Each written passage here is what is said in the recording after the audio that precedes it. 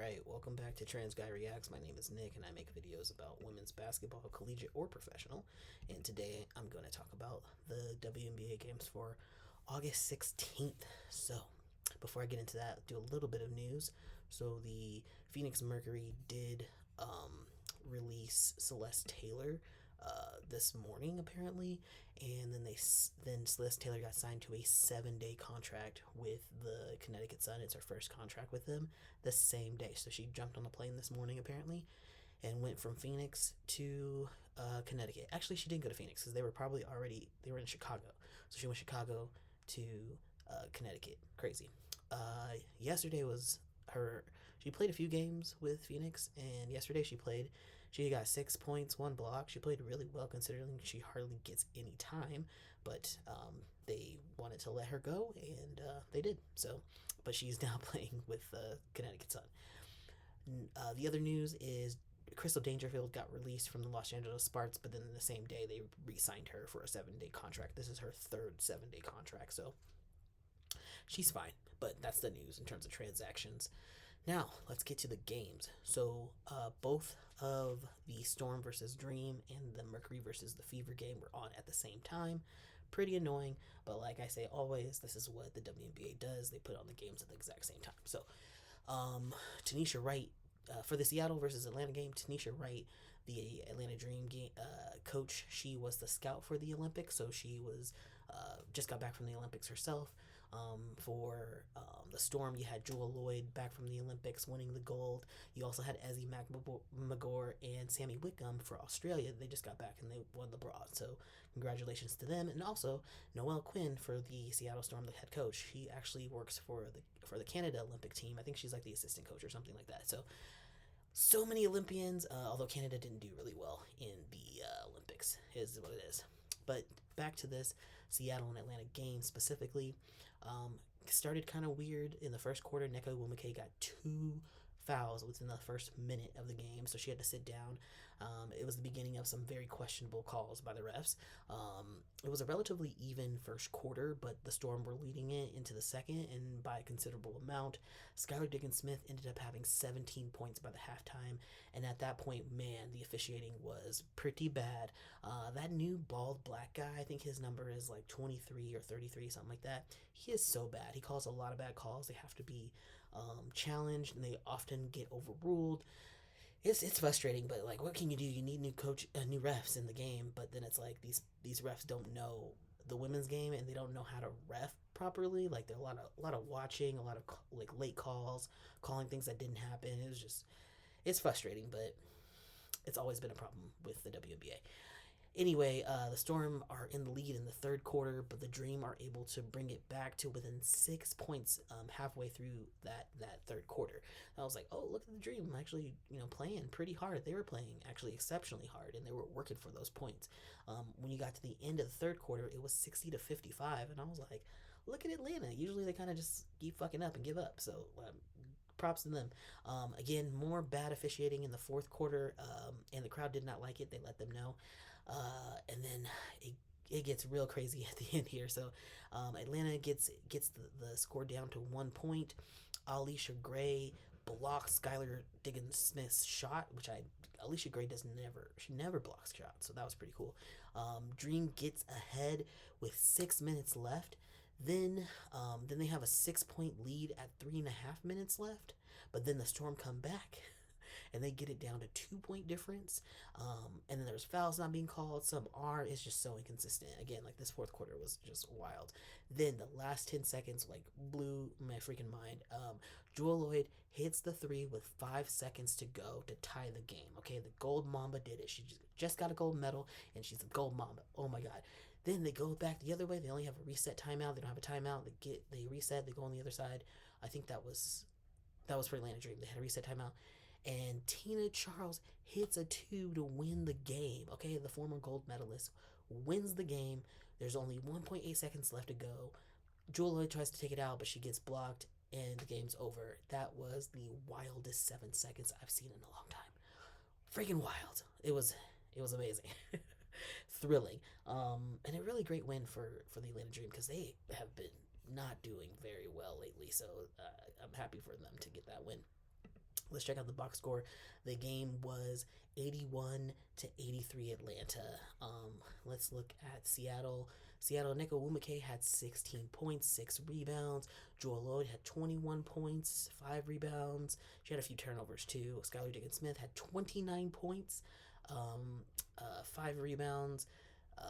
5 assists, excuse me, but she also had some turnovers herself in the four range, and then that was kind of it. No one else really like stood up. It was just those three making points. I mean, Sammy Whitcomb had 5 points and Ezzy had 6 points, but the Australians, maybe they were tired, coming back from all that the gameplay, but they didn't contribute enough for them to win this game.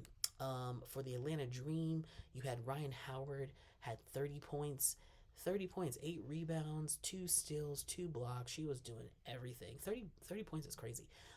Naz Hillman had 6 points, but 13 rebounds. 13 rebounds, 1 steal. Also, Ryan Howard had 5 turnovers. She had a lot of turnovers. She was messing things up, but she was also doing a great job at the same time. So, game winner from Tina Charles, 16 points, 7 rebounds. Whew, Tina Charles, the GOAT, the living GOAT. Alicia Gray had 19 points, 3 steals, 1 block. Crazy she had that block. Jordan Canada had 10 points, 8 assists. She almost had a double-double herself. Just really great contributions, a little bit more evenly from the Atlanta Dream, and that is what helped them win that game. So going on to the next game of the evening, you had Phoenix Mercury against the Indiana Fever. I don't actually usually watch Indiana games. I think they have enough support with the new fans. They don't need my views. But I mainly paid attention. So I mainly paid attention to the Storm versus Dream game. But I was watching them at the same time, so I did see a lot of things that happened. So I do have a lot of information for this game actually. So, it's kind of crazy because the Phoenix literally played last night against Chicago, but they beat that ass. But it's hard to come back to back on games when you literally played the night before. And then they, like 4 days ago, came from the Olympics from Paris. So you had, the Olympians, Kalia Copper, Brittany Griner, Diana Taurasi. They haven't even been back to Phoenix, okay? They coming straight from Paris, going straight to Chicago, whoop that ass. But, we'll get, it happens.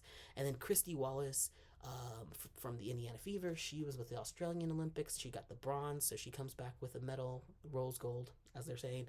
But yeah, so it was a hot start for Indiana. They were dominating that first quarter. They came out just like Diana. She gets technical. Very on brand for her. She has like the most technicals in all of the WNBA anyway. So, and she also got one last night. So this is just. That's what she does.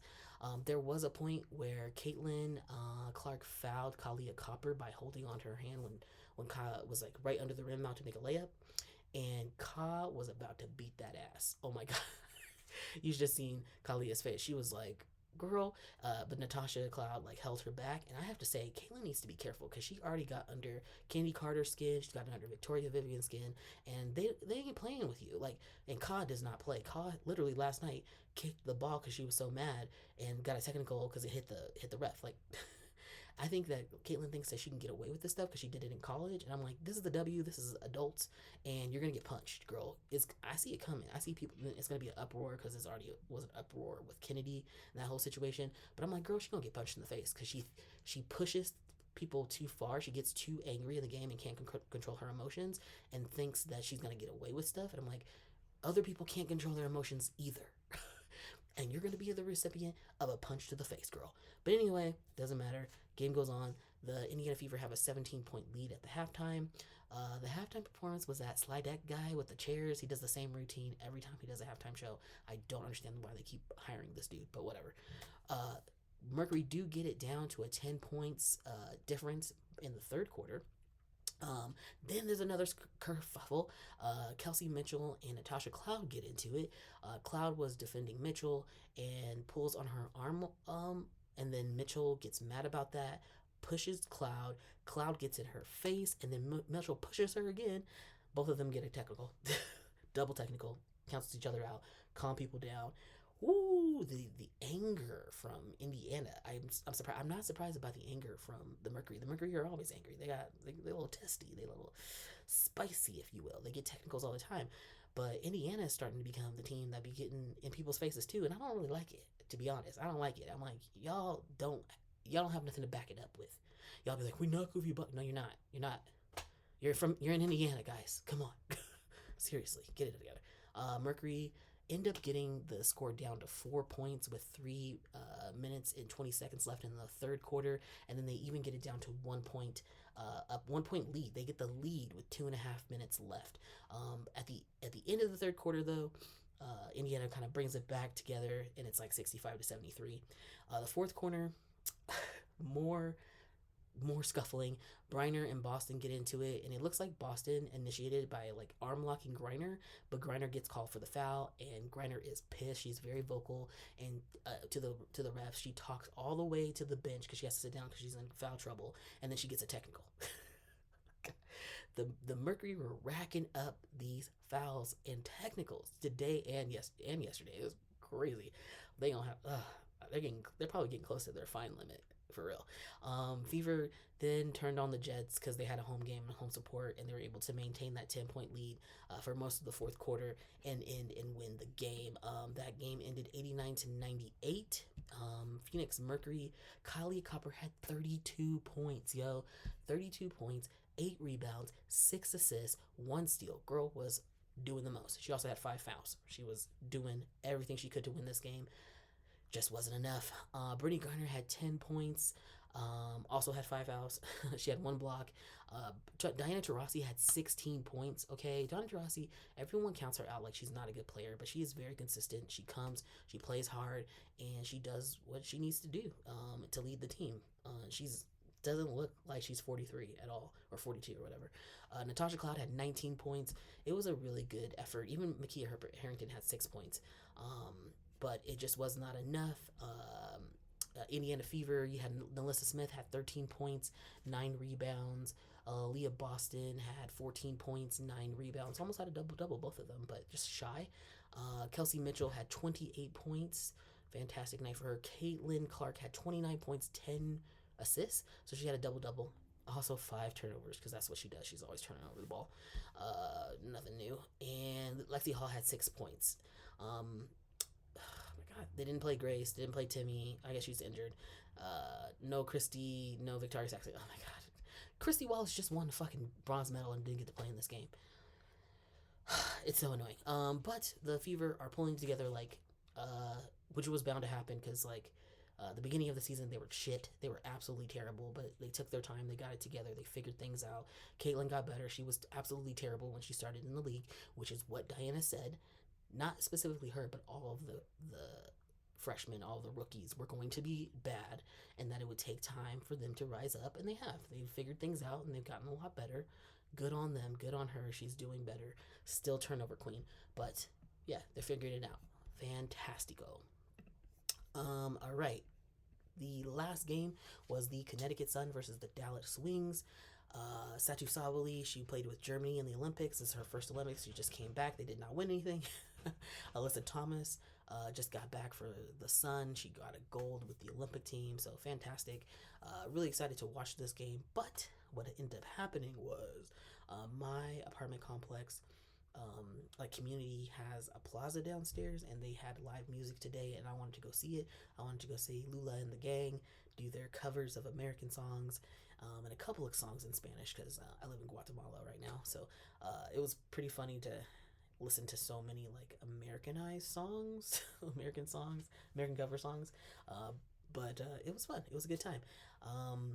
But because of that, I missed the entire first and second quarter, and then I missed most of the third quarter. I came in with 4 minutes and 30 seconds left in the third. So I don't know what happened in the beginning, but what I did come into was, Connecticut was up 20 points when I came in, and I was like, damn, Dallas. On the bright side, Celeste Taylor, who got traded today and signed to the Phoenix Mercury in the same day, was playing. She played today, which is crazy. She got some minutes. It was pretty amazing. Considering the lead was so big, they were like, yeah, get her in there. Stephanie White was like, you're going to play. I signed you. You're playing. So also, Marina Mabry got to play. This was her first game since being signed right before the All-Star break. Jaylen Brown for the Wings is back from injury. She had a broken nose, so she got some minutes today for the Wings. Satu Sabali was back from well, she was good to go for the Olympics, but she hadn't played the entire first half of the season. So Satu Sabali was back for the Wings. Uh, but yeah, the only thing to note about that, it was like Satu got a technical because she got too hyped on when she got a foul, and these refs are like ridiculous, and I don't know, they just like to beat, I don't know, god complexes or something. So they didn't like the way that she celebrated, so they gave her a technical foul for it, which is ridiculous. But then it didn't matter. The Sun were totally dominating this game, and they were able to even hit the century mark. Let's see about the breakdown of this game. So the breakdown was 109 points to 91. Oof. That's painful. It's a painful number. 18-point difference. Um, Dallas, let's see what was going on with Dallas. Satu Sabali came in. She played fantastic. She had 20 points, 8 rebounds, 7 assists. Girl almost had a triple double, 2 steals. Just not enough. Natasha Howard had 17 points, 11 rebounds, double double, 2 steals as well, 1 block. Tiara McCowan had 12.7 rebounds. She was in foul trouble though. She was pretty close to foul out. She did have 2 blocks and 3 steals herself. Arike Gumbawale had 21 points. Oh my goodness, but she was also in foul trouble. JC Sheldon had 10 points. Amazing. A few turnovers, a little too many turnovers as well, but Kalani Brown had 7 points in 1 block. So there was like good contribution across the board for Dallas. It just was not enough for the Connecticut Sun. And that is because Dewana Bonner came in there and dropped 29 points on them. This was like her season high. She did fantastic. She even had 2 steals and 1 block. Alyssa Thomas had 12 points, 14 assists, 8 rebounds. She had a double-double. A lot of turnovers, 6 turnovers, a little too much, but 2 steals. Brianna Jones had 12 points. She also had 2 steals and a block. Marina Mabry, this is her first game, had 17 points with them. That's wild.